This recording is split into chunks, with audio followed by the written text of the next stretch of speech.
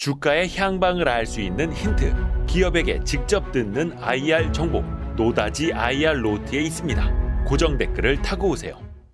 그리고 저희가 4월 12일 금요일 저녁에 촬영을 하고 있는데, 이게 다음 주 되면 어떻게 될지 모르는 게, 지금 자꾸 이란이 이스라엘 본토를 공격하겠다고 지금 거의 사실상의 선전포고 같거든요. 이게 좀 이 중동의 지정학적 위기가 언제 끝날지 몰라서, 뭐 국제유가 이런 문제도 있습니다만, 일단 우리는 주식 얘기하고 있으니까 방산주는 그래서 계속 뭔가 좀 투자 심리가 살아있는 것 같아요. 물론 이게 남의 불행 가지고 우리가 이 돈 얘기하면 참 그렇습니다만, 어차피 글로벌하게 봤을 때 이제 방산 업체들이 많이 숫자가 줄어든 상태이고요. 그래서 이제 생산할 수 있는 업체가 몇 개 없는데, 우리나라 화장품 ODM도 마찬가지지만 방산의 핵심은 가성비예요.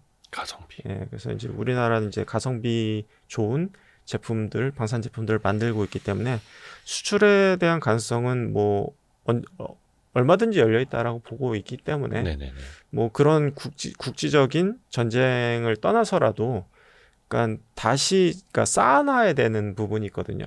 그러니까 예를 들어서 10년 전에 샀던 군수 장비가 있다고 하면은 교체를 해줘야 되는 부분이 존재해요. 그러다 보니 그런 경우에는 분명히 국내 업체들이 우선적으로 고려해볼 만한 리스트 중에 하나가 분명히 될 수밖에 없다.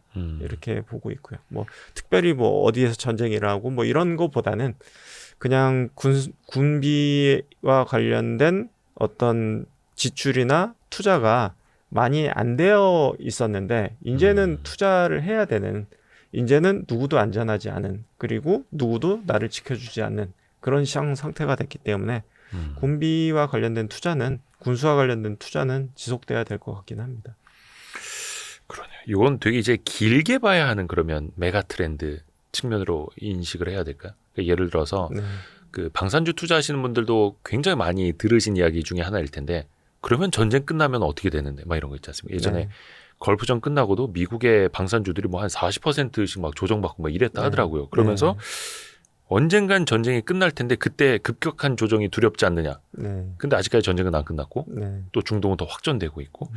근데 이거는 또 사실상 예측이 되는 범위도 아니고요. 그렇죠. 그렇긴 하죠. 어떻게 이게 참 대응을 해야 하는지. 이게. 근데 저는 뭐 한 가지, 뭐 이게 어떻게 될지 모르겠지만 한 가지 뭐 기대감이 있다고 하면은, 뭐 미국 대선에서 만약에 트럼프 대통령이 다시 된다라고 하면은, 뭐 그러니까 미국이 더 이상 뭐 보호해주지 않는다라는 거를 분명히 천명하고 있거든요. 나토든 뭐든. 그러니까 너희들 알아서 살아남아야지, 미국이 더 이상 보호해주지 않는다라는 거를 강하게 이야기하고 있어요. 그러면은 트럼프 대통령이 되면은 이 전쟁하고 별개로, 그러니까 아까 말씀드렸던 그게 핵심 포인트라고 저는 생각을 해요. 누구도 날 지켜줄 수 없겠구나. 스스로 방어해야 되겠구나라고 생각할 수밖에 없기 때문에 그런 부분까지도 포함해서 좀 생각하고 있는 부분이 좀 있어요. 트럼프가 집권되면 특히나 우방국들도 심지어 나토라 할지라도 각자 도생으로 가야 된다. 그렇죠. 각자 도생으로 가야죠. 그래서 방산 쪽 수요는 더 많아질 수밖에 없는 거고요. 이거는 정말로 그러면 이제 길게, 심지어 뭐 이렇게 러시아 우크라이나가 뭐 휴전이나 종전을 하더라도 길게 봐야 된다. 아까 잠깐 그리고 뭐 그런 부분도 있는 것 같아요. 그러니까 수출입은행법 개정으로 인해서 결국에는 어떻게 보면 버짓이 조금 더 커진, 수출할 수 있는 버짓이 넓어진 부분이 있기 때문에 캐파가 넓어진 부분이라고 말씀드릴 수 있겠죠. 그러니까 이제 수출 금융 이런 것도 이제 커졌기 때문에 같이 동반해서 더 이상 이제 수출 금융 때문에 수출하기가 굉장히 어려운 상황이었는데, 왜냐하면 이제 군수 물자만 되는 게 아니라 금융까지 같이 나가야지 수출이 되는 구조인데, 그게 이제 좀 넓어진 부분이 있기 때문에 뭐 추가적인 수출길은 열려 있다, 이렇게 바라보고 있고요. 좋습니다. 그래서 작년에도 수출입은행 한번 증자한 걸로 기억을 하는데, 추가 증자 필요하다 뭐 이런 이야기도 뭐 방산업계발 기사긴 하겠습니다. 그런 이야기도 또 나오고 있고요. 아까 실적 추정치가 계속해서 상향 조정되는 거 봐야 한다고 이제 반도체 이야기할 때도 잠깐 말씀을 해주셨는데, 코스피 한 2,700 정도면 지금 어떻게 좀 이익 추정치가 올라가는 흐름 혹은 거기에 맞게 코스피는 적정한 수준일까요? 네. 어떻게 보세요? 저는 적정 수준으로 보이기는 하고요. 네. 근데 이게 작년 상반기 때 국내 기업들이 실적이 엄청나게 안 좋았어요. 네. 그렇기 때문에 특히나 이제 반도체 중심으로 해가지고 작년 상반기가 최악의 실적이었죠. 네. 그래서 올해 상반기까지는 그냥 회복되는 그림이 맞아요. 아, 그래서 올해 하반기까지 쭉 YOY, 그러니까 음. 작년 동기 대비 비교했을 때 실적 개선 쪽으로 가고 있기 때문에 저는 여전히 지수가 고평가되어 있거나 부담스럽진 않다라고 보이는 부분이 있고요. 그리고 실질적으로 2,700이라고 하더라도 연초 대비했을 때 상승률로 보면은 뭐 1.5% 정도밖에 안 돼요.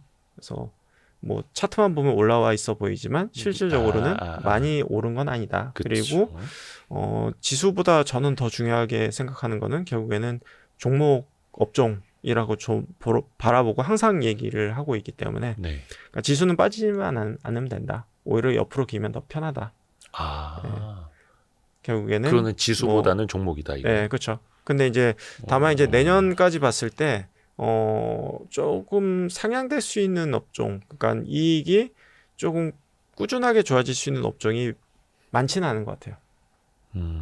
그러다 보니까 이제 업종을 제가 이렇게 확 줄여서 갈 수밖에 없고 거기에 좀 집중해서 가져가는 이유가 내년까지 이제 편하게 이익이 개선되는 업종은 또 그 중에선 또 좀 한정되어 있을 수밖에 없을 것 같다라고 바라보고 있고요. 그러면은 약간 이제 포트폴리오도 굉장히 몇 개의 종목으로 압축이 되어 종목보다는 있고, 업종이 업종으로 봤을 좀 때 압축이 되는. 압축이 될 수밖에 없다라는 네, 거고요. 네. 그래서 아까도 거의 IT 외에는 할 말이 별로 없다. 뭐 IT가 제일 강하니까요.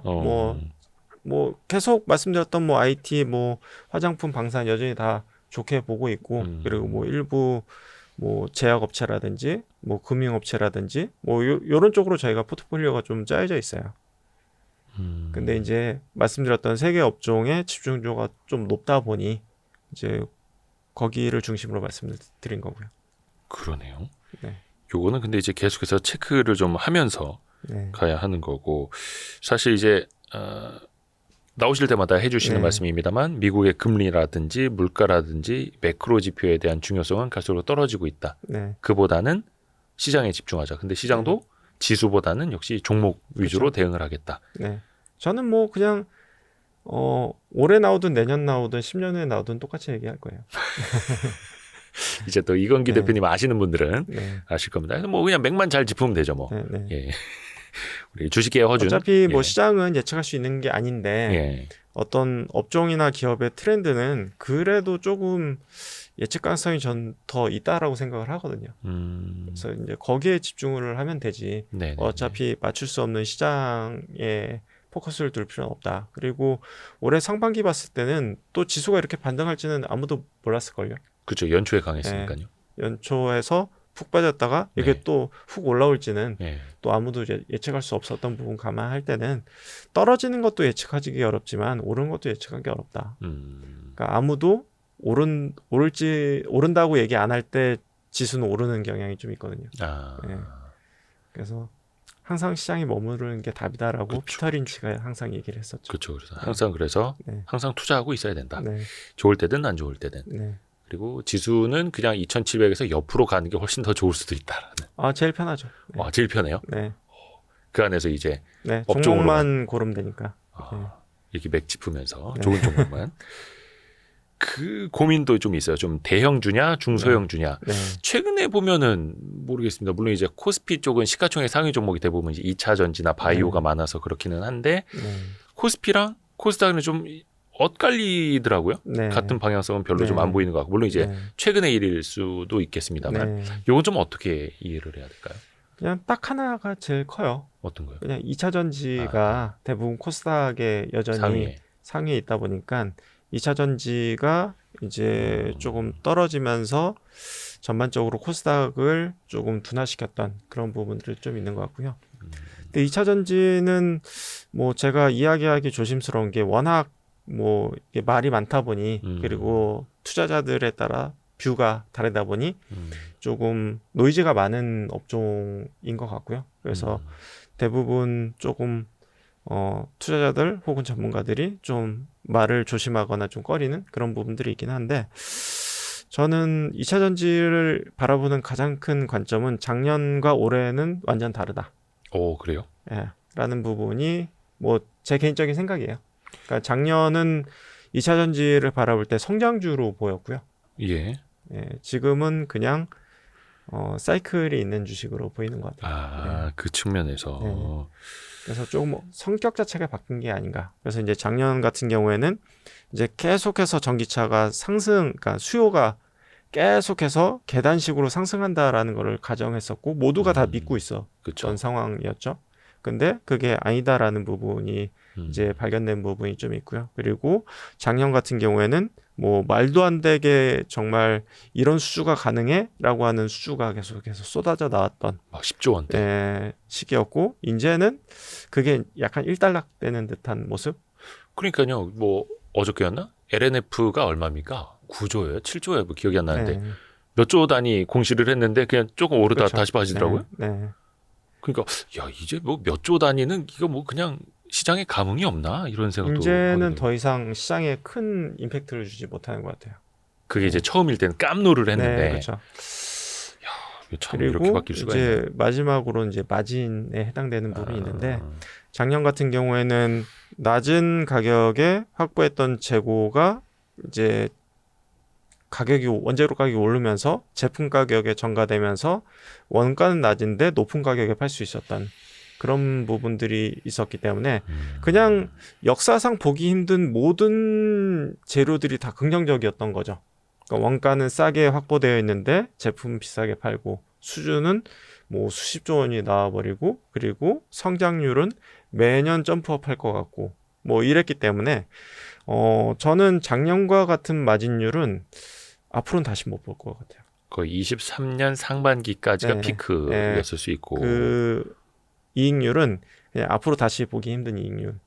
근데 이제 그거를 이제 수주라든지 이제 산업 성장률이라든지 이런 걸 곱해 버리니까 멀티플이 엄청나게 예. 이제 나올 수밖에 없었던 부분이 있는데 이제 그 희망을 좀 걷고 지금의 현실을 바라봤을 때는 기대보다는 전기차 성장률도 많이 낮아졌고 그리고 그 마진이라는 부분이 작년은 약간의 거품이 좀 있었구나.